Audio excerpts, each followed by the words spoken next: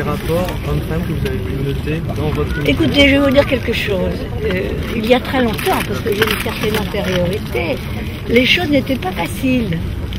Mais je ne vais pas vous parler de tous les obstacles que j'ai dû franchir. Je préfère vous dire qu'il y a beaucoup d'hommes qui m'ont aidé. Sinon, je ne serais pas devenue générale. Et on a un symbole magnifique pour montrer l'exemple à toutes les femmes du monde, d'ici et d'ailleurs. Et c'est pour ça qu'on fait ce genre de journée. La femme que je suis vous remercie de montrer que les femmes peuvent accéder à des activités ou des métiers encore très masculins. J'ai voulu placer cette journée internationale des femmes sous le signe des femmes du possible. Car l'égalité, c'est l'accès pour toutes à tous les possibles qui s'offrent au cours de la vie. Possibilité du choix de vie, possibilité de l'autonomie, possibilité de la promotion dans l'entreprise, possibilité d'une carrière politique comme celle dans laquelle j'ai eu la chance de m'engager, possibilité de piloter des avions ou d'embrasser une carrière d'ingénieur.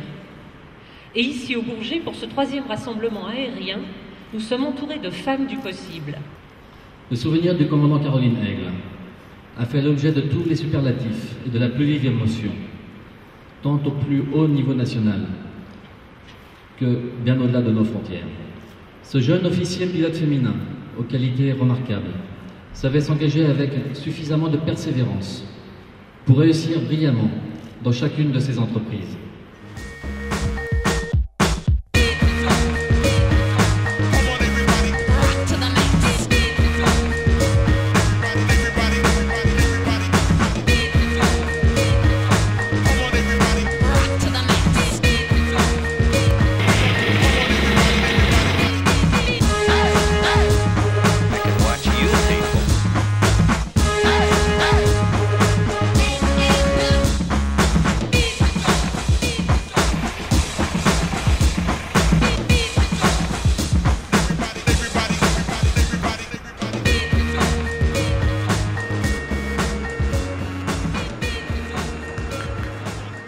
Concorde, c'est vraiment un avion magnifique, c'est un avion magique, c'est une technologie jamais égalée pour l'instant, en tout cas dans le civil et peut-être même chez les militaires, parce que je crois qu'ils ne sont pas capables de voler en supersonique sans garder la post-combustion, alors que nous le faisions.